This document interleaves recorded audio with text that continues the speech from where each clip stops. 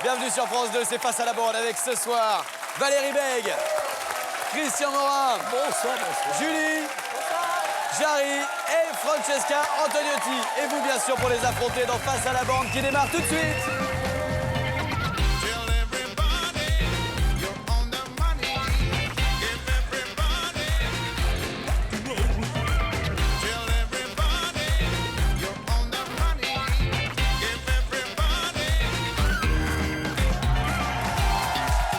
Bienvenue sur France 2, je suis très heureux de vous retrouver comme chaque jour dans Face à la bande. Et ce soir, plus que jamais, vous allez pouvoir gagner de l'argent, bien sûr, grâce aux questions que vous avez envoyées sur le france2.fr. 300 € à la clé si vous réussissez à coller la bande. Oui, 300 € en échange d'une simple question. En revanche, si la bande répond bien, les 300 € vont dans une cagnotte. Et regardez, la cagnotte ce soir s'élève à 1500 €. C'est pas mal, 1500 €. Comme ça, sur une simple question, c'est pas plus compliqué. Vous allez sur le france2.fr, vous envoyez votre question. Il y a un huissier de justice qui vous tirera peut-être au sort en fin d'émission, je vous le souhaite. Et si vous remportez la question finale face à la bande, 1500 € chez vous, minimum. Et je dis minimum, car si la bande répond bien à vos questions, la cagnotte, bien sûr, va grossir. Et sans plus attendre, je vous propose de découvrir les premiers candidats du soir. On y va.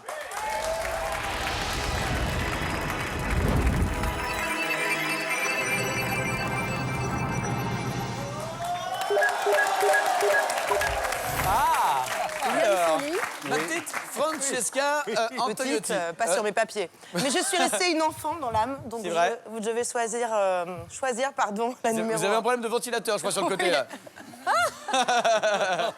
C'est pour faire comme dans le clip de Beyoncé, mais il faut le faire de face. C'est marrant, mais il a changé, Jay-Z, quand même. Hein. Beyoncé, je veux bien y croire, mais en plus, c'est Jay-Z qui a un problème de poils dans le nez ce soir. Hein. T'avais dit que tu le dirais pas. Allez, candidat numéro 1 ou candidate numéro 1, on ne sait pas. France. En tout cas, nous allons découvrir qui se cache derrière. Qu'est-ce que c'est? C'est un poney. C'est Un poney. poney. Poule. Non, c'est une poule bleue. Une quoi? Une poule bleue. Peut-être. Peut-être derrière la poule bleue. On découvre qui se cache derrière. C'est une poule. Derrière cette poule bleue, c'est Jean-Marc. Jean-Marc est un retraité de la SNCF de 58 ans, originaire de Brest, dans le Finistère. Jean-Marc est un passionné de lecture et plus précisément de bandes dessinées. Il en possède d'ailleurs plus de 1000. Ce soir, hors de question de buller pour Jean-Marc. Souhaitons-lui d'avoir crayonné une question à 300 €. Jean-Marc de Brest, fan de bande dessinée. Et avec une photo de profil rigolote qui lui a permis sans doute d'être choisi par Francesca. Oui, on dirait une grosse poule bleue, effectivement. Alors, Jean-Marc va tenter de gagner 300 € face à la bande avec la question que voici. S'il vous colle, c'est 300 € chez lui, hein, c'est pas plus compliqué. 3 minutes pour répondre à cette question. En quoi consiste le plan Escale préparé par l'Élysée en 2010? On y va, top chrono les amis. Ça veut dire que tu peux faire escale en France si t'as un problème par ailleurs. C'est... Non, mais c'est pas du tout une blague. C'est trop drôle. Les gars en régie, c'était pas du tout une vanne de Alors sinon, on va Francesca. falloir faire ça à chaque fois que je donne une réponse, parce que... C'était une vraie proposition de réponse. Bah oui. Mais on n'a pas compris ce que vous disiez. C'est-à-dire qu'on peut faire escale en France, sur le territoire français, si on a des problèmes à l'étranger. Eh bien, par exemple, on peut s'arrêter en France et pendant quelques minutes... alors. C'est beaucoup plus clair quand même. C'est pas ça. C'est sûr. C'est pas ça, Francesca. Alors, c'est quoi donc ce plan Escale? Est-ce que ça a un lien avec les ports français? Avec les ports français? Oui. Les cochons? Non, PORT. Oh, PORT. PORT. Avec le port de plaisance ou le Oui, port de de pêche? raison portuaire. Voilà, ça n'a aucun rapport avec le port de pêche ni le mince. port de plaisance, ni même avec les cochons. Allez, indice numéro 1. Écoutez cet indice. On a réuni tant d'affaires pour se faire exister, pour se donner l'air d'en prendre pour perpétuité. Oh là là, cet indice, vous êtes-il? C'est un lien avec la prison. Pourquoi la prison? Il parle de perpétuité. Ah, est-ce que vous avez reconnu qui chante la chanson? Gainsbourg. Non, pas Gainsbourg. C'est pas. Matt Pokora. C'est pas Dao, ça. Non, c'est pas Étienne Dao. Ah non, il a une voix quand même un peu plus... C'est pas Bertrand Cantat? Non, c'est pas Bertrand Cantat non plus, non. Violet. Pas Benjamin Biolay. Bon, peu importe, vous n'avez pas trouvé, tant Bon, pis pour oui, vous. de toute façon, c'est pas l'objet. Non, mais c'est l'indice. Alors, donc, le plan Escale. Le plan Escale. Ça n'a rien à voir avec le plan Vigipirate. Aucun rapport avec le plan Vigipirate. Oui, on Allez, l'aurait dit, d'ailleurs. indice numéro 2. Ah Qu'est-ce que c'est? Ça, c'est le donjon Le de château de Vincennes. Vincennes. Le quoi? Le donjon de quoi? Donjon de Vincennes. Du château Château de de Vincennes, Vincennes. en banlieue parisienne. Bien joué. oui, mais, Julie est très branchée donjon, il faut le savoir. hein. Il avait été question à une époque, le général de Gaulle avait souhaité que les locaux du président de la République soient au château de Vincennes. Et donc, le plan escale est... Le déménagement de l'Élysée Est-ce au que château ça a un de Vincennes, rapport pas avec- ça Alors, l'histoire du déménagement m'intéresse, les amis. Ah mais oui, il me manque si, un si. élément précis pour que je valide la Est-ce réponse. que ça correspond au le président de la République qui s'installe à l'Élysée après son élection? Est-ce qu'il y a un rapport avec son mobilier qu'il peut apporter à l'Élysée? C'est-à-dire que François Hollande avait une commode Ikea, ils l'ont bloqué à l'entrée. Ils ont dit ça, on n'en veut pas à l'intérieur, les gars, c'est Le impossible. déménagement de la présidence Comment c'est un déménagement de la présidence? À Vincennes À Vincennes. Oui, il est question d'un déménagement de la présidence présidence à Vincennes. Vincennes. Ah, Mais c'est-à-dire que s'il y avait- il me manque une grande précision, les amis. Ah Qui est-ce? Ah, en cas d'inondation, Le Zouave. Pourquoi comme Le en Zouave. 1910, puisque le Zouave est un point de repère pour les inondations de la Seine, ouais. les montées de la Seine, en cas d'inondation, l'Élysée, tout le bloc de l'Élysée se transporterait au château de Vincennes. Vincennes. Bonne réponse de la bande et de Christian Morin. C'est ça. Exactement. Ils sont forts. Ils démarrent bien. Effectivement. Bonne réponse de Christian oui, Morin. en Pas fait, du tout c'est- aidé par Francesca sur ce coup-là. C'est J'ai en, inspiré mais c'est avec- en référence, parce que c'est vrai qu'on s'inquiète toujours d'une nouvelle inondation par rapport à celle de 1910. Exactement.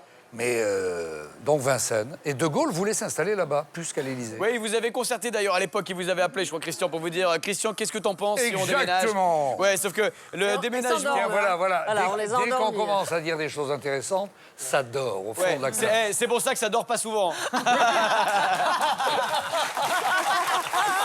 Alors, en quoi consiste le plan escale préparé par l'Élysée en 2010? C'est récent, hein, ça date de 2010, ce plan escale. Eh bien, ça consiste à déménager, vous venez de le dire, le palais de l'Élysée au château de Vincennes en cas de grande crue. Voilà, surtout qu'avec François Hollande, maintenant, il pleut même à l'intérieur de l'Élysée. C'est très bizarre.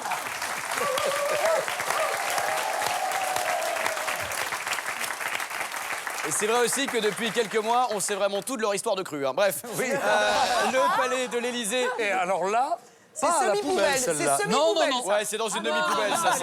C'est à la corbeille, c'est la corbeille, Non, ça. pas de poubelle, non. Le palais de l'Élysée se situe en pleine zone inondable à Paris et un plan secret, donc le plan escale, qui n'est plus secret puisqu'on vient d'en parler tous ensemble, a prévu en 2010 le transfert provisoire du président et de ses services à Vincennes. Le site a été choisi par la faible occupation de ses locaux et par la sécurité qu'offre aussi le château. Des installations informatiques ont été réalisées du coup en 2010 pour permettre aux collaborateurs du chef de l'État d'y poursuivre leur travail. En 1958, effectivement, le général de Gaulle avait envisagé d'installer la présidence de la République au château de Vincennes. Nicolas Sarkozy s'en est souvenu et a mis en place le plan escale. Bonne réponse de la bande. Trop fort. Mais j'arrive. Ah, mais- Les indices. L'indice numéro 1, vous avez pensé à Gainsbourg, à Biolay, à Dao. Non, c'était Miossec qui chantait le déménagement. Il y a tant de choses. Le déménagement de Miossec, chanson de 1998. C'est amusant de mettre Miossec alors qu'on parle d'inondation. Ah, très bonne. Très bien, Non, Christian, la bravo, poubelle. bravo. Non, c'est bien ça. Non, non, non. Non, pas poubelle. Ah, non, Non, elle est bien, elle est bien, elle est bien. J'ai décidé de remonter le niveau, si Ouais, j'ose mais dire. pas le niveau de la scène, bien sûr. Voilà. L'indice numéro 2, Quelle équipe. c'était le château de Vincennes, bien sûr, où il est question de déménager l'Élysée en cas de crue. Et enfin, le zouave du pont de l'Alma, on l'a dit, puisque lorsque l'eau dépasse les pieds du zouave du pont de l'Alma, c'est très mauvais signe, les gars, ça veut dire qu'il faut partir très très vite au château de Vincennes. Bien joué la bande, et désolé à Jean-Marc qui repart les mains vides. Et oui, désolé Jean-Marc de Brest dans le Finistère. On vous salue, on vous embrasse et on vous remercie d'avoir participé à Face à la bande. La cagnotte, grâce à mes amis, mes camarades, mes frères, grâce à la bande ce soir, la cagnotte grimpe à 1800 €. Jolie somme, 1800 € à gagner en fin d'émission, peut-être pour l'un ou l'une d'entre vous lors de la question finale. Mais pour le moment, on en est encore loin et il y a d'autres questions qui vont permettre à nos amis téléspectateurs d'affronter mes camarades de la bande. Allons-y.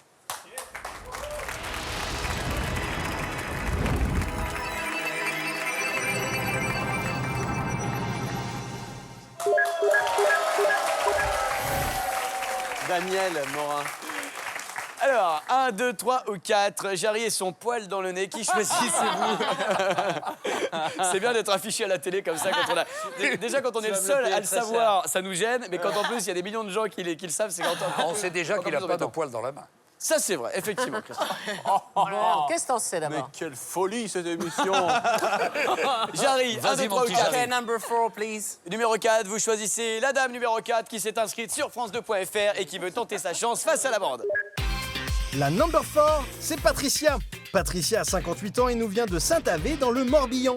Patricia adore se balader au bord de la mer en écoutant son chanteur favori, Michel Sardou. Cette fan des années 80 rêverait de faire la Java de Broadway au bord des lacs du Connemara. C'est donc en chantant qu'on lui souhaite bonne chance. Patricia, dans le Morbihan, à Saint-Avé, a une question pour essayer de vous coller, chers amis. Vous êtes prêts? Voici... Oui. C'est bien que vous faites oui comme ça, Jarry. Oui. J'ai l'impression qu'il y a un enfant qui est autour de la table. C'est très bizarre. Ouais, un enfant avec un poil dans le nez, bien sûr. Hein. Allez, on en parlera plus. C'est promis, vous avez ma parole, mon petit Jarry. Voici la question de Patricia. 300 € à la clé, peut-être pour elle. Patricia vous demande, au XVIIIe siècle, pourquoi les marins se faisaient-ils tatouer des croix gigantesques dans le dos? On y va, c'est parti, top chrono. Ah, Parce qu'on pouvait se servir d'un copain comme d'une boussole. le mec faisait cadran solaire, en Voilà. fait, avec la croix dans le dos. Non, c'est pas ça. Parce qu'en cas de naufrage, ça signifiait l'appartenance à ce navire-là. Ah, comme ça, s'il y avait un marin qui se noyait, ça voulait dire qu'il faisait partie de Fallait tel ou tel le navire. remettre sur ce bateau-là. Non, c'est pas ça. Valérie. Des croix religieuses? Oui, c'est une croix religieuse, effectivement. Puisqu'ils partaient en croisade, donc ils avaient... Vous confondez croisade et croisière avec les marins. Mais non. Mais en croisade, oui. Non, mais Non, c'est pas une histoire de croisade. Une pour croisière, reprendre d'ailleurs. la proposition de Valérie, ça correspondait à une religion de façon à ce s'ils étaient attaqués par un autre bateau de pirates chrétien ou catholique, ça évitait qu'ils soient On va faire trucidés. court, hein, Christian. Est-ce que c'était simplement pour gagner du temps, on les mettait sur le dos quand ils étaient remercie. morts et... Non, non, pas du tout, mais Christian n'a pas dit que des bêtises. Hein, dans... Oui, bah oui, il faut lui reconnaître au moins ça. Mais oui, mais on ne l'écoute pas, on sait plus ce qu'il a dit. C'est tellement long, on décroche. Vous feriez mieux d'écouter un peu mieux Christian Morin. Indice c'est lui numéro qui l'a 1. trouvé, alors. Alors, Ah. qu'est-ce que c'est que ça? 50 Shades of Grey. 50 nuances de Grey, qu'est-ce que c'est? C'est c'est un un livre livre, un petit peu érotique qui raconte livre érotique. les facettes. Qui l'a lu? Qui l'a lu? Tout le monde. Porn. Ah, vous l'avez lu? Les femmes Bah, bien prennent sûr. du plaisir. Et ça vous a intéressé?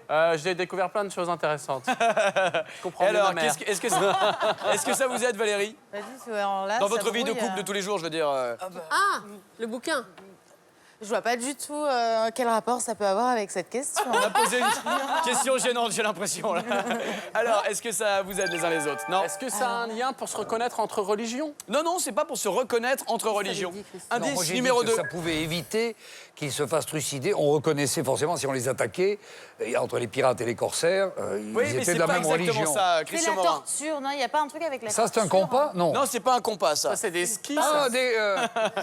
Comment vous pouvez confondre un compas et des skis, les amis? c'est des Pince à sucre rustique. Non, c'est pour s'attacher. Non, c'est une pince à épiler.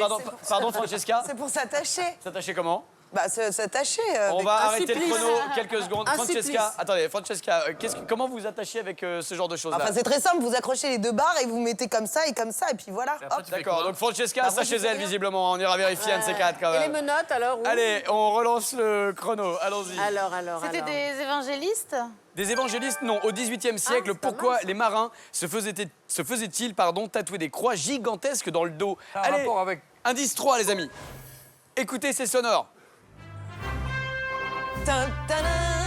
Ça, c'est... Oh là, tu chantes fou, arrête. Indiana Jones. C'est Indiana Jones, non? C'est quoi? C'est Indiana Jones que vous avez reconnu, mais quel est le rapport avec notre question? Bah, parce que Ah, c'est il aimait des... se torturer sur des bateaux. Indiana Jones, il se torturait sur un bateau. Bah, Ah je mais sais non, plus, là. il se faisait tatouer des croix sur lesquelles il se faisait graver les plombs pour rentrer. Non, ça c'est Prison Break, ça n'a rien à voir. Christian, vous y êtes presque. Mais je comprends. Alors, 5 secondes. Problème de religion. Bon, ben, Pas les Templiers, pas une histoire de religion, oui, mais pas un s'ils se problème de mettaient religion. tous le torse nu et de dos, on reconnaissait un bateau catholique. Non, En c'est voyant pas tout ça, ça. Christian Non, c'est Morin. pas. Désolé les amis, Patricia en revanche repart avec 300 € tout de suite. Patricia dans le Morbihan, à Saint-Avé, grâce à cette bonne question, remporte 300 €. Alors, super intéressant cette question, moi je l'ignorais totalement. Au XVIIIe siècle, pourquoi les marins se faisaient-ils tatouer des croix gigantesques dans le dos? Vous m'avez dit à un moment donné pour éviter de se faire trucider lors d'une attaque, etc. Je vous dis, vous n'êtes pas loin, puisque la réponse, c'est que c'est pour éviter les coups de fouet. C'est ça la réponse que j'attendais. À l'époque, une loi interdisait de dégrader une représentation religieuse. Bien les sûr, marins étaient bien punis à coups de fouet. Alors forcément, les marins européens ont alors appliqué un principe simple. Ils se sont dit, bah les gars, vous savez ce qu'on va faire? On va se faire tatouer des grandes croix dans le dos. Comme ça, personne ne pourra nous donner des coups de fouet pour ne pas abîmer la croix que nous avons tatouée dans le dos. C'est pire, tu te tatoues devant. Très bonne question. Très très bonne question. Bravo. C'est pour ça la question était pourquoi se faisait-il tatouer des croix gigantesques dans le dos? C'était précis, vous auriez dû vous intéresser un peu plus à la Mais si on leur formulation. donnait des coups de fouet devant, alors... C'est ce que j'ai dit. Ouais, Oui. mais on fouette rarement les gens dedans, à part dans les soirées bizarres que vous fréquentez tous ensemble, visiblement. Mais l'indice Jamais numéro rentré. 1 qui ne vous a pas mis sur la piste de la bonne réponse, qui aurait pu vous aider, 50 nuances de grès, un livre un peu coquinou, où il est question de petits coups de fouet entre adultes, hein, comme on appelle ça. L'indice numéro 2, c'est un instrument de musique, et oui, un instrument de percussion qui s'appelle le fouet. Oui, oui. Ça s'appelle le fouet, cet instrument-là. C'est pas pour s'attacher, Francesca. Et enfin, la musique d'Indiana Jones, puisqu'Indiana Jones a toujours avec lui son célèbre fouet. Oh, pas loin. On n'était pas loin. Bonne question, Patricia. Et surtout, pas de réponse de la bande, donc 300 € qui partent directement chez vous. Tiens, les amis, vous savez quoi? Vous allez maintenant pouvoir affronter de manière individuelle un téléspectateur. C'est le face-à-face.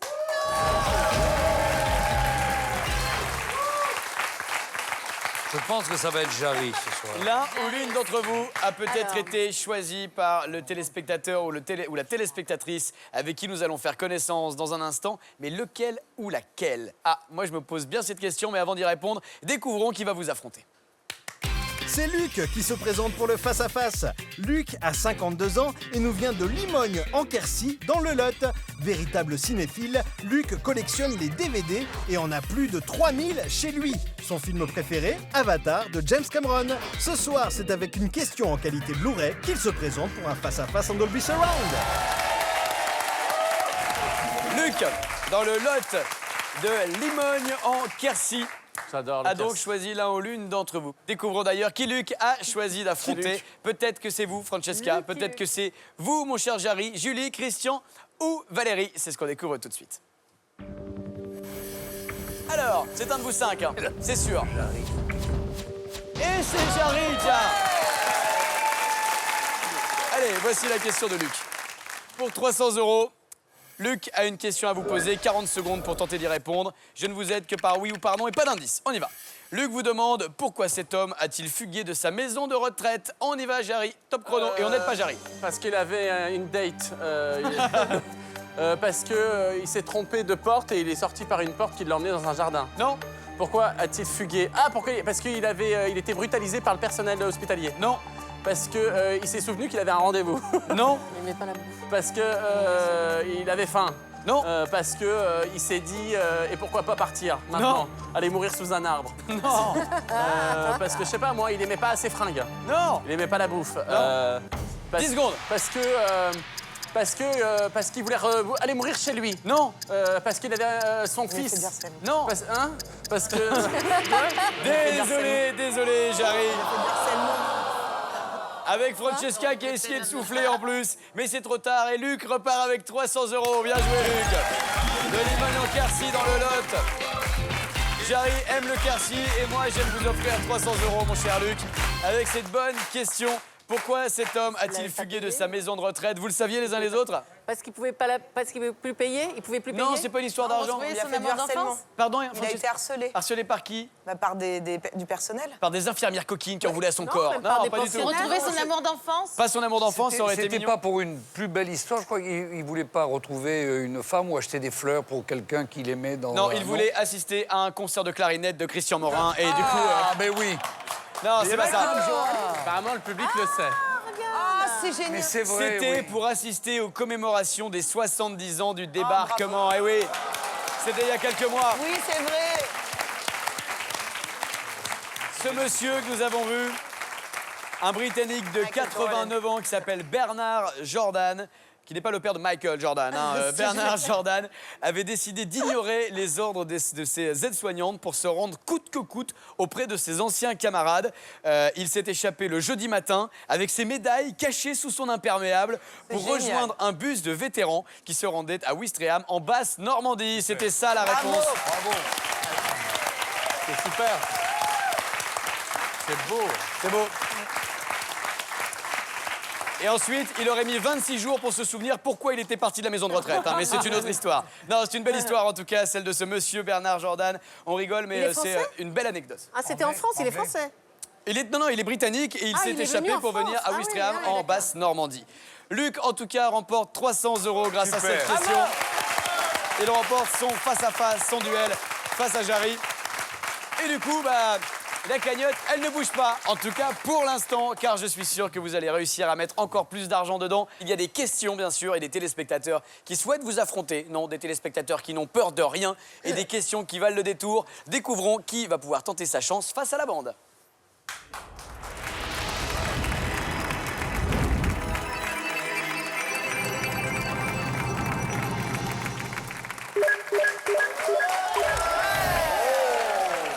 Ah bah, monsieur Jordan. Alors, la photo magnifique. Julie, 1, 2, 3 ou 4. On rappelle quand même, encore une fois, à Cyril Hanouna que ça ne sert à rien de se déguiser pour passer dans l'émission. Le monsieur numéro 3, on vous a reconnu, Cyril. Oui, oui. Ça fait plusieurs fois déjà maintenant. Et pas toujours avec la même photo en plus. Bon, on va s'en débarrasser. Cyril Hanouna, à la 3. Le numéro 3. Allez. C'est pas Cyril, bien sûr, qu'on embrasse. On découvre qui se cache derrière ce jeune homme. Les petites beautés! Ce n'est pas Cyril, mais Lionel. Il a 32 ans et nous vient de Saint-Gemme, dans le Tarn. Lorsqu'il n'est pas agent d'exploitation des routes, Lionel est vice-président d'une association de théâtre et de musique. C'est avec douceur, mais fermeté, qu'il dirige ses projets culturels. Ce soir, c'est face à une bande concentrée et bien sage qu'il se présente.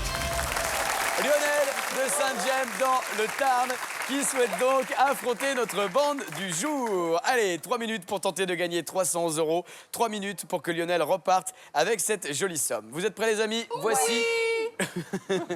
Voici la question de Lionel. On y va.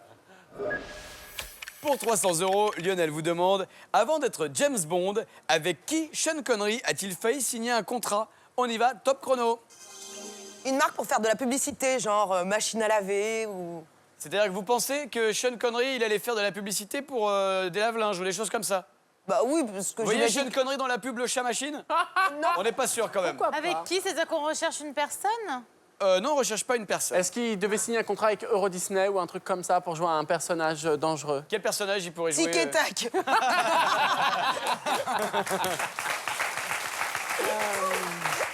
Non, mais Gargamel ou... Vous avez vu souvent Gargamel à Euro Disney, vous? Bah oui. Mais non, il n'y a pas Gargamel, c'est pas un personnage Disney, Ah bon Gargamel. Ben non, c'est Rabelais. Bah oui. Il devait signer pour un autre rôle avec une série un petit peu comme James Bond, mais... Non, ce n'est pas pour un autre rôle, ce n'est pas ça. J'ai Avec été court, l'armée là. Attendez, qu'est-ce que vous dites, Valérie? Avec l'armée? Non, pas avec l'armée. Est-ce que c'était pour une marque, donc? Est-ce que... Non, non, toujours pas pour une marque, non. Écoutez, Toujours pour le cinéma. un premier indice Non, j'ai demandé si qui est c'était pour sonore, une écoutez série ça. que James- You're gonna be the one and save me when I fell wrong. You're my wonderwall. On adore cette chanson, c'est qui chante? Oasis. Oasis, Wonderwall, bien joué. Mais alors, est-ce que ça vous aide? Il a failli signer pour une maison de disques. Il était Et chanteur, pour Sean être Connery? chanteur. Bah pourquoi pas, je ne Non, sais il pas. n'était pas chanteur. Ah, il est pour tombé jouer un fruit? Comment ça? Pour du Bah, jus Oasis, d'orange. c'est des fruits. Est-ce qu'il devait... Oasis. Sean Connery a failli jouer le rôle d'une banane. Bien joué, Jarry. Non, pas du tout. Mais non, pas du tout, pas du tout. Est-ce qu'il devait tourner le rôle de Laurence d'Arabie? Non, il ne devait pas jouer Laurence d'Arabie. C'est pas ça. Indice numéro 2. J'ai fait une fausse joie à Jarry, c'est horrible ce que j'ai fait. Victoria Beckham. Victoria Beckham, bien joué. Donc les Après le Spice Girls. 67e lifting, bien entendu, hein, Victoria Beckham. Ah, il devait jouer dans une équipe de foot? Oui, dans une équipe de foot, exactement. Bah, je pense à Beckham, donc... Mais alors, dans attendez. une vraie équipe de foot ou dans au cinéma? Ah oui, il voulait être footballeur. Oui, il était peut-être footballeur amateur. Ah, il a failli signer Avec une équipe de foot Attendez, Liverpool, à avant d'être Chelsea. James Bond, avec qui Sean Connery a-t-il failli signer un contrat? Avec une équipe de foot professionnelle. Oui, mais laquelle? Mais celle de À Beckham, Liverpool, celle de Chelsea. Beckham. Ah bah, attendez, Oui, en Angleterre. Manchester. Attendez. Dernier indice, si vous me formulez une réponse juste après. C'est qui? Manchester United. Donc il a failli signer à À Manchester United. Manchester United. Bien joué la bande. Félicitations. C'est drôle. Ce qu'il y a. Elle est vénère. Elle a fait quoi? Elle m'a fait comme ça, elle m'a fait tais-toi, c'est du foot, ok. Ah non, mais Valérie aussi, vous y connaissez nos extrémités. Mais j'ai trouvé le football, moi, dis donc. Bravo. C'est vrai que c'est Julie qui a trouvé le football. Bah oui. Ouais. En revanche, on a un footballeur bizarre. Hein. J'arrive, venez au centre du plateau. Ah bah, non. On va faire un petit pont. Non mais regardez ça, c'est montez. C'est quoi? Monte. C'est quoi ce délire? Le mec il fait l'émission en chaussettes. Qui te l'a dit? Je suis au courant de tout. Non, mais c'est du délire. Le mec il est à la télé. Il est sur France 2. Regarde le pire. Le gars il a quand même des chaussettes et un poil dans le nez de 4 mètres. Ah pardon, on n'en parle plus. Allez. La honte. Attention au truc, là. Avant d'être James Bond, avec qui Sean Connery a-t-il failli signer un contrat? Vous m'avez répondu le club de foot de Manchester United. Et c'est effectivement la bonne réponse. Au début des années 50, Sean Connery quitte la Royal Navy. Il enchaîne alors les petits boulots. Il est surveillant de baignade, il est chauffeur-livreur, il est même polisseur de cercueil, Sean Connery. Il fait aussi du bodybuilding, un peu comme moi. Et il joue au foot dans une petite ville près d'Édimbourg. En déplacement un jour à Manchester, il se fait repérer par Matt Busby, l'entraîneur mythique du Manchester United. On lui propose une place et un salaire de 25 livres par semaine. Ça a un petit peu changé dans le football hein, depuis cette époque-là. Ouais. Sean Connery hésite, mais il refuse en évaluant la brièveté de la carrière d'un footballeur. Il a déjà alors des envies d'acteur et se tournera vers les comédies avant d'y faire une toute petite carrière. Voilà, c'était ça que j'attendais comme réponse et que vous m'avez formulé, chers amis de la bande. Des indices aussi qui vous ont permis de répondre correctement. Le plus grand groupe de rock'n'roll de Manchester, Oasis, qui chante Wonderwall. Chanson de 1995. Wonderwall d'Oasis. On a oublié que vous avez fait la... Pardon. On a oublié que vous avez fait la Starac hein, quand même. Hein. Oui, mais oui, même moi, apparemment. J'ai pécho sur Wonderwall, moi. Ah oui, racontez, Jérémy. On avait dit qu'on n'en parlait pas. J'ai pécho un nombre de râteaux sur Wonderwall, de folie. Oasis, donc, qui chantait Wonderwall en 1995. L'indice numéro 2, c'était Victoria Beckham, bien sûr, puisque David Beckham a joué au Manchester United, vous confirmez, Francesca. Et Eric Cantona, également, joueur emblématique du club. Désolé, Lionel.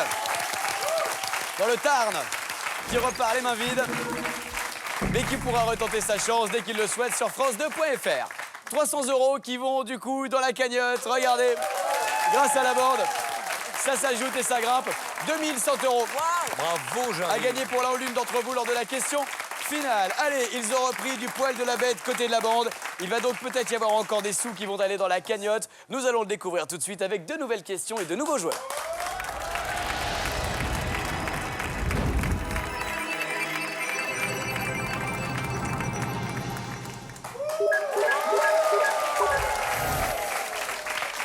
Alors, 1, 2, 3 ou 4, Christian Morin. Alors, pour énerver Jarry, je vais faire... voyons, alors je vais penser... Non, le 2. Ah, Voilà. vous savez, il a été rapide sur ce coup-là, Christian Morin, Jarry. C'est bien, pour une fois qu'il est rapide. Alors, puisque Christian est rapide, on ne perd pas de temps et on découvre qui se cache derrière la candidate numéro 2. Vous avez décidé de défier Marie, photograveuse à la retraite. Marie a 60 ans et vit à Prexan dans l'Aude. Amoureuse de la nature, Marie a la main verte et aime prendre soin des jolies fleurs qui ornent son jardin. Elle avoue avoir un vrai coup de cœur pour ses coquelicots. C'est pleine de joie et de couleurs qu'elle espère réussir son défi face à la bande. On lui souhaite bonne chance. On embrasse Marie de Prexin dans l'Aude, qui aime les fleurs, son jardin et les coquelicots et qui nous regarde bien sûr sur France 2.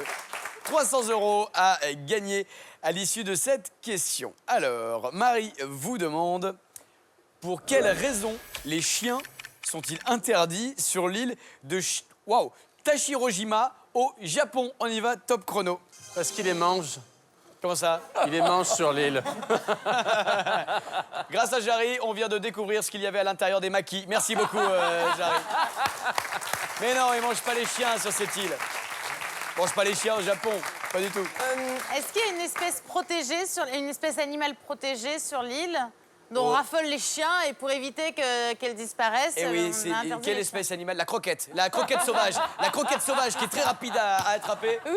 Ouais, non, c'est pas Est-ce que ça. c'est pour des questions d'hygiène, de santé Non, pas de question d'hygiène. Ils Francesca. sont pas symboles de mauvais sort ou ils représentent peut-être quelque chose de. Le chien serait un mauvais présage, par exemple? Oui, peut-être. Oui. Non, c'est pas pour ça. C'est une île volcanique? Peu importe. Pourquoi? Qu'est-ce que vous pensez à Pourquoi quoi? que les chiens De explosent? toute façon, il n'y a pas d'habitation, mais peut-être que... Enfin, je sais pas, j'en sais rien. Non, mais si, il y a Il y aurait des animaux. Il y a quelques Ah, il y a des habitations sur cette île. habitations. Ouais, on les voit pas, mais il y en a quelques-unes. Indice. Allez, indice numéro 1. Alors, écoutez cet indice sonore. On est largué, nous, hein. Alors là. Alors dis-moi, c'est quoi ça? C'est un dessin animé de notre enfance, ça. Vous savez ce que j'aime dans cette émission, moi, c'est la vraiment rencontre deux des générations. mais c'est C'est-à-dire ça. qu'il y a Jarry, Francesca et Valérie qui sont excités par cette chanson. Et il y a Christian et Julie qui se disent, putain, on est largués, les gars, c'est quoi ça?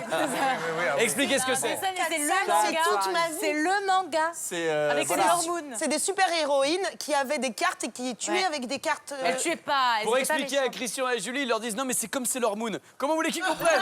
C'était un manga qui est devenu un dessin animé diffusé sur France 3 pendant de nombreuses années. C'était le générique du dessin animé. Cat size, des chats. Peut-être qu'il y a beaucoup de chats sur l'île et pour pas les tuer, ben voilà, c'est parce que ça. On peut pas Pour venir quelle les chiens. raison les chiens sont-ils interdits sur l'île? Parce que c'est l'île des chats. Voilà. Parce que c'est l'île des chats. Bonne réponse de la bande.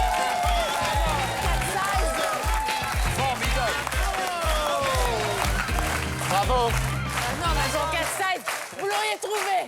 Bravo. Vous l'auriez trouvé. Moi, je l'avais. Ça c'est fort. Pour quelle raison, j'avais jamais entendu parler de cette île, pour quelle raison les chiens sont-ils interdits sur l'île de Tashirojima au Japon? Eh bien parce qu'il s'agit de l'île aux chats. Si l'île ne compte que 70 habitants, hein, il y a 70 habitants sur l'île, en revanche, il y a 65 plus chats. de 150 chats qui ont élu domicile sur cette île. C'est entre le milieu du 18e et du 19e siècle que les chats ont pris possession de l'île. Attention, les chats, c'est les maîtres de l'île. Hein, c'est-à-dire que la plage, ils ont viré le sable, ils ont mis de la litière à la place. Faut se méfier si on y va en vacances. Alors pourquoi autant de chats? À l'époque, les résidents de l'île élevaient des vers à soie pour l'industrie textile. Et les chats étaient précieux car ils chassaient les souris susceptibles de grignoter les larves des vers à soie. Forcément, sur l'île, du coup, tout le monde aimait les chats et tout le monde les a nourris. Du coup, ils se sont multipliés. Aujourd'hui, ce village situé sur cette île de 12 km² est menacé de disparition dans les années à venir. Donc, si vous voulez y passer la nuit, il existe même des cabanes en forme de chat qui sont allouées entre le mois d'avril et le mois de novembre. Voilà. Super. Et alors, Jérémy, la période idéale pour aller dans cette île, c'est la mi-août. Oh non. On peut le mettre en entier dans la poubelle. Allez, on la met dedans, Christian, celle-ci. Allez, la vanne pourrie. Le public la réclame. Vous savez quoi? Il y a des gens devant la télé qui disent la poubelle, j'en suis sûr. Allez, on la met dedans. Et c'est parti. C'est mignon. Bon, les indices, vous les avez compris. Bah, il y a eu un indice, hein, le générique de Cat's Eyes, les yeux de chat. Manga, effectivement, décliné ensuite en dessin animé. Non, on dirait les filles de Cat's Eyes, Valérie, Francesca et... Non, Jarry un petit peu moins quand même. Les filles de Cat's Eyes, revues sur ce plateau par les filles de la bande. Marie de Prexin dans l'Aude, on est désolé, mais malheureusement, vous repartez les mains vides avec cette belle histoire de chat. Ah, on est bon, on est bon, on est On bon. peut pas gagner. Grâce à laquelle on a appris des choses et grâce à laquelle on a bien rigolé. Et surtout grâce à laquelle la bande a réussi à mettre 300 € de plus dans la cagnotte. Regardez. 2004. Ah, oui, quand même. 2400 €. Ah oui. Là, ça commence à faire beaucoup d'argent, les amis. Ça commence à faire beaucoup de sous. 2400 € et peut-être même encore plus à gagner d'ici quelques minutes. Si la bande continue de bien répondre aux questions que vous avez envoyées, découvrons les derniers participants du soir. On y va.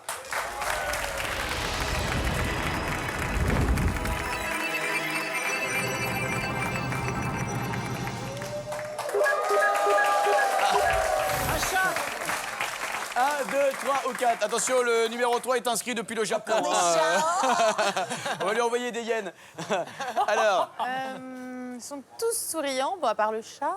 Numéro 1. numéro 1, on y va, on découvre qui se cache derrière le candidat numéro 1. Eh bien, c'est Raphaël. Raphaël a 20 ans et nous vient de Palaiseau, en Essonne, où il est étudiant en administration économique et sociale. Raphaël est un vrai collectionneur. Et ce sont les montres qu'il affectionne le plus. Ce soir, il espère que le cadran de sa montre lui indique l'heure de la victoire face aux trotteuses de la bande. Bonne chance, Raphaël.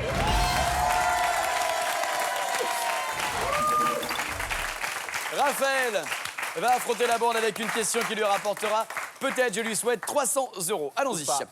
Raphaël, dans l'Essonne, du côté de Palaiseau, vous demande en juillet dernier pour quelle raison un Boeing 737 a-t-il été obligé de tourner en rond au-dessus de la Chine. On y va, top chrono. Francesca. Pour des raisons météorologiques. Pas des raisons de météo, non. Parce qu'il y avait trop d'avions sur la piste. Non, il n'y avait pas trop d'avions sur la piste. Alors je sais plus. Est-ce qu'on peut parler? Jarry. Parce qu'il y avait un nuage de cendres. Un nuage. Là, vous confondez avec le volcan en Islande. Le Bah, fameux, c'est pas très loin. le fameux Eyjafjallajökull, comme on l'appelle, le volcan Le islandais. mec, il se la raconte en disant le nom du volcan. Bien sûr, bien sûr, bien sûr. Je suis l'actualité, moi, monsieur. C'était pas un problème de kérosène puisqu'il pouvait tourner. Est-ce que Ouais, c'était pas de un problème de problème kérosène. au sol avec Empêcher l'avion d'atterrir. Oui, c'est un problème au sol, oui, si on peut dire. Une panne de communication entre la tour de Là, contrôle vous avez et fait la panne d'essuie-glace en faisant comme ça, Julie. Les gars, on a une panne d'essuie-glace. Qu'est-ce qu'on fait là? Communication Oui, une entre panne. la tour de contrôle C'est pas une panne. et l'avion. C'est pas une panne. Que c'est les aiguilleurs du ciel de l'aéroport qui menaient un mouvement de grève. Non, pas un mouvement de grève, c'est pas ça. Allez, indice numéro 1. Écoutez, indice sonore. Tomber du ciel à travers les nuages, Champagne. quel représage pour un aiguilleur du ciel. Ils se sont endormis. Alors, est-ce que cet indice, vous avez reconnu qui? Bah, Jacques Higelin. Jacques Higelin qui chantait Alors, Tombé du ciel. Tombé du ciel, bien sûr. les aiguilleurs étaient bourrés, ils dormaient. Les aiguilleurs n'étaient pas bourrés, mais les aiguilleurs Dormaient. s'étaient endormis. Les contrôleurs Voilà. aériens s'étaient endormis. Exactement. Bonne réponse de Christian Morin. Je me souviens de l'histoire. Non, non, je me souviens de l'histoire. Plus fort. Oui, oui, je me souviens de l'histoire. Oui, c'est En juillet dernier, pour quelle raison un Boeing 737, un gros avion, un 737, a-t-il été obligé de tourner en rond au-dessus de la Chine? Parce que les contrôleurs aériens s'étaient endormis. C'était effectivement ça la bonne réponse. Quelle horreur. L'avion de China Eastern Airlines s'apprêtait à se poser en Chine, mais ses appels pour obtenir la permission d'atterrir sont restés sans réponse pendant près d'un quart d'heure. C'est rassurant. Les mecs ont roupillé pendant 15 minutes, c'est Ils super étaient rassurant. plusieurs, ils ont tous Et dormi. tous ensemble. Écoutez, les contrôleurs aériens de permanence à ce moment-là à mon s'étaient avis. assoupis dans leur tour, ce qui a obligé donc le Boeing à tourner dans les airs pendant plus d'une douzaine de minutes. Une enquête sur l'incident a montré qu'au total, 2 contrôleurs faisaient un somme en même temps. Incroyable cette question et incroyable cette anecdote. Je me souviens de la nouvelle. Ah, vous y croyez pas, vous? Non. Moi, je pense 2 que... contrôleurs, un somme en même temps. Ah, vous pensez que les contrôleurs étaient... À mon avis, Je pense ouais. qu'ils assurent. Ah, pardon. Non, non, on me confirme qu'ils se sont bien endormis puisqu'ils écoutaient une histoire de Christian Morin. Donc, c'est ça. Ils écoutaient Pipo, Pipo 7. Serre-toi la clarinette, Pipo 8 par Christian Morin. Allez, les indices, chers amis. L'indice numéro 1, Jacques Higelin, bien sûr. Tombé du ciel, super chanson de 1988 qui parle d'aiguilleurs.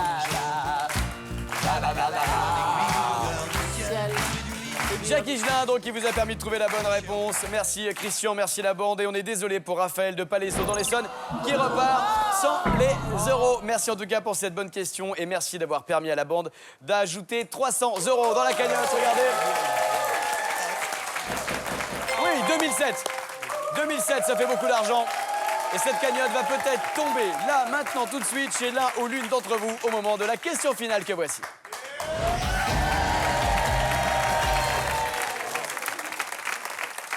La cagnotte ce soir est quand même assez conséquente. 2700 € grâce à la bande qui a bien joué. 2700 € qui vont peut-être partir chez l'un ou l'une d'entre vous. Découvrons qui a été tiré au sort par notre huissier de justice.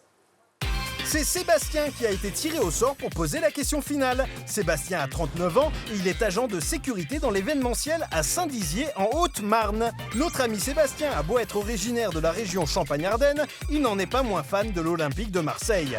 S'il remporte la question finale, il s'offrira des vacances à Marseille. C'est parti pour le coup d'envoi. Sébastien de Saint-Dizier, encouragé bien sûr par Valérie Beg. C'est bon, il mérite de gagner, il soutient l'OM. Valérie Beg qui lui a dit allez l'OM pendant le portrait. Sébastien en tout cas qui va tenter sa chance face à vous avec une question. La question finale, donc 2700 € en jeu. Le principe est simple, vous allez avoir 15 secondes à tour de rôle pour tenter de trouver la réponse à la question de Sébastien. Si vous n'arrivez pas à trouver la réponse, vous aurez de nouveau 15 secondes pour vous concerter et essayer de me trouver une réponse commune. Et c'est Julie qui nous donnera cette réponse. C'est très clair, on y va. Oui. Voici la question de Sébastien. Pour 2700 €, Sébastien vous demande quelle est la particularité de la pièce d'1 centime d'euro. Top chrono. Elle est orange. Non, C'est la dernière à avoir été inventée. non, C'est la première des pièces d'euros qui a été inventée. c'est pas ça. C'est celle qui en a le plus grand nombre en circulation. Non. Le moins en circulation. Non, C'est celle qu'on a le moins envie d'avoir dans son porte-monnaie. C'est j'arrive. la plus légère, Oui, mais non. la plus épaisse, Non, la moins épaisse, non, celle qui sert à rien. non, Je suis pas loin. non. C'est le dessin. Julie, C'est celle qui est tirée en le moins grand nombre d'exemplaires parce qu'elle n'est pas utilisée dans tous les pays. non, C'est en rapport avec son métal. C'est du cuivre. C'est du Non. laiton doré. c'est pas la bonne réponse. Je dis C'est non à pas la la bonne réponse. Elle a. Christian, Elle a que 12 étoiles, c'est une raison par rapport aux États Non. européens? Non, pas du tout. Est-ce que c'est la seule qui est un globe terrestre de dessiner? C'est Non, pas la réponse, c'est pas non. la réponse du tout, ça n'a rien à voir avec le dessin, non. le graphisme. Valérie, Elle coûte plus cher à produire que ce qu'elle vaut. elle coûte plus cher à fabriquer que sa valeur faciale. Bonne réponse de Valérie Beg.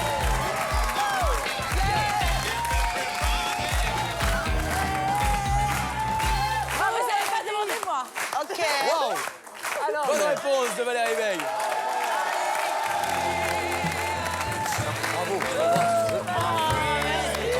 Bravo, formidable.